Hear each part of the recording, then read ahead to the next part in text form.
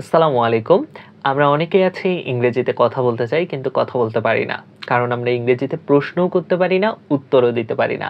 তো আজকের এই সহজ ক্লাসটি আপনি মনোযোগ সহকারে করেন। দেখবেন যে আপনি ইংরেজিতে প্রশ্নও করতে পারছেন, উত্তরও দিতে পারছেন। তাহলে চলুন শুরু করি। Are you fine? তুমি কি ভালো আছো? আমরা যখন কারো অবস্থা প্রশ্ন করি যে তুমি কি ভালো আছো, এই যে ফাইন অর্থ কি ভালো। তো আমরা যদি প্রশ্ন করি আর ইউ ফাইন, তাহলে আমরা দুই ধরনের উত্তর দিয়ে থাকি। আমরা যদি ভালো থাকি তাহলে বলবো ইয়েস আই অ্যাম ফাইন, হ্যাঁ আমি ভালো আছি। আর যদি আমরা ভালো না থাকি তাহলে উত্তর দিব নো আম নট ফাইন, না আমি ভালো নেই। আই অ্যাম এর শর্ট ফর্ম কিন্তু আম। ঠিক আছে, তারপরের প্রশ্ন আর ইউ হ্যাপি? হ্যাপি অর্থ কি সুখী। এবার একজন হ্যাপি আছে কিনা বা সুখে আছে কিনা সেটা জানার জন্য যদি আপনি প্রশ্ন করে থাকেন তাহলে বলবেন আর ইউ হ্যাপি? তুমি কি সুখী? তো আপনি যদি সুখী থাকেন তাহলে উত্তর দিবেন yes I am happy, HAPPY, yes I am happy. আর আপনি যদি সুখী না থাকেন তাহলে বলবেন নো আম নট হ্যাপি, না আমি সুখী নই, না আমি সুখী নই। এরপরের বাক্য are you fed up? Fed up অর্থ কিন্তু বিরক্ত। তো আপনি যদি কাউকে প্রশ্ন করতে চান এই তুমি কি বিরক্ত, আর ইউ ফেড আপ? তাহলে আপনি যদি বিরক্ত হয়ে থাকেন তাহলে আপনি বলবেন ইয়েস আম ফেড আপ, আম ফেড আপ, আম ফেড আপ।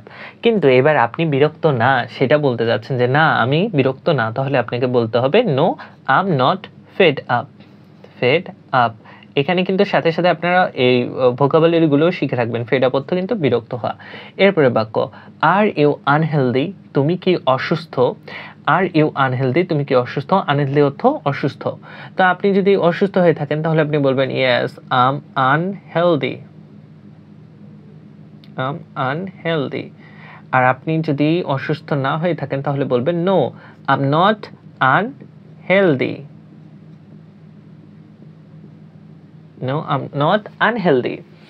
এরপরের বাক্যটি দেখি আর ইউ কেয়ারফুল? কেয়ারফুল অর্থ কি সতর্ক। আপনি যদি কাউকে বলতে চান এই তুমি কি তোমার কাজকর্মে বা দৈনন্দিন জীবনে কি সতর্ক, তো আর ইউ কেয়ারফুল? তুমি কি সতর্ক? যদি আপনি সতর্ক হয়ে থাকেন তাহলে বলবেন yes I am careful, CARE careful, I am careful. এবার যদি আপনি সতর্ক না হয়ে থাকেন তাহলে বলবেন no um not careful, no um not careful. আমরা এরপরে দেখতে পাচ্ছি আর ইউ ওকে?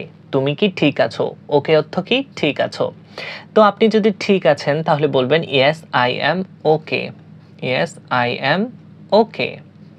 আর এবার আপনি ঠিক নেই তাহলে আপনি কি বলবেন? আপনি উত্তর দিবেন no um not okay, I'm not okay. তো এরপর আর ইউ অনেস্ট? তুমি কি সৎ? অনেস্ট অর্থ কি সৎ। তো আপনি যদি একজন সৎ কিনা সেটা জানার জন্য আপনি তাকে প্রশ্ন করে থাকেন আর ইউ অনেস্ট, তাহলে আপনাকে উত্তর দেওয়ার সময় বলতে হবে যদি আপনি সৎ হয়ে থাকেন তাহলে বলবেন yes I am honest, HONEST, honest, yes I am honest. আর আপনি যদি সৎ না হয়ে থাকেন তাহলে আপনি বলবেন no um not honest, am not honest. এবার আপনি সৎ না তাহলে বলবেন আম নট অনেস্ট। এরপর আর ইউ হেলদি? হেলদি অর্থ কি সুস্থ। তা আপনি যদি একজন সুস্থ কিনা সেটা জানার জন্য প্রশ্ন করছেন যে এই তুমি কি সুস্থ, আর ইউ হেলদি? তো আপনি যদি সুস্থ হয়ে থাকেন তাহলে আপনি উত্তর দিবেন ইয়েস আম হেলদি, হেলদি।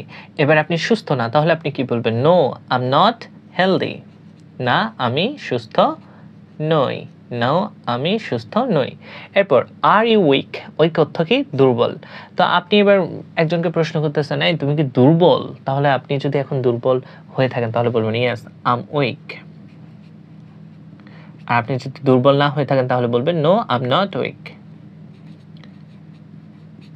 এরপর আর ইউ পিয়াস? পিয়াস অর্থ কি ধার্মিক, ধার্মিক ব্যক্তি মানে নিজের ধর্ম, যে যার ধর্ম হয় সেটাতে ধার্মিক যে ব্যক্তিগুলো আছে সেগুলাই। তো কেউ যদি ধার্মিক কিনা সেটা জানার জন্য আপনি প্রশ্ন করেন আর ইউ পিয়াস, তাহলে আপনি যদি ধার্মিক হয়ে থাকেন, নামাজ কালাম ভালো নিয়মিত পড়েন বা আপনার ধর্মর কাজগুলো আপনি করেন তাহলে বলবেন ইয়েস আই এম পিয়াস। আর আপনি যদি ধার্মিক না হয়ে থাকেন তাহলে বলবেন নো আই এম নট পিয়াস। তো আশা করছি আজকের এই ক্লাসটি করার পরে আপনি অনায়াসে ইংলিশে কিছু প্রশ্ন করতে এবং উত্তর দিতে শিখবেন, যেটা হ্যাঁ অর্থও দিতে পারবেন, না অর্থও দিতে পারবেন। তো আশা করছি এই ক্লাসটি আপনাদের অনেক বেশি ভালো লেগেছে। ভালো লাগলে সবার সাথে শেয়ার করবেন যেন সবাই শিখতে পারি। লাইক কমেন্ট করে জানাবেন কেমন ক্লাস লাগবে। আর ইংরেজিতে কথা বলতে চাইলে অবশ্যই ফলো করবেন। আজকের মতো এতটুকুই। সবাই ভালো থাকুন, সুস্থ থাকুন। আল্লাহ হাফেজ।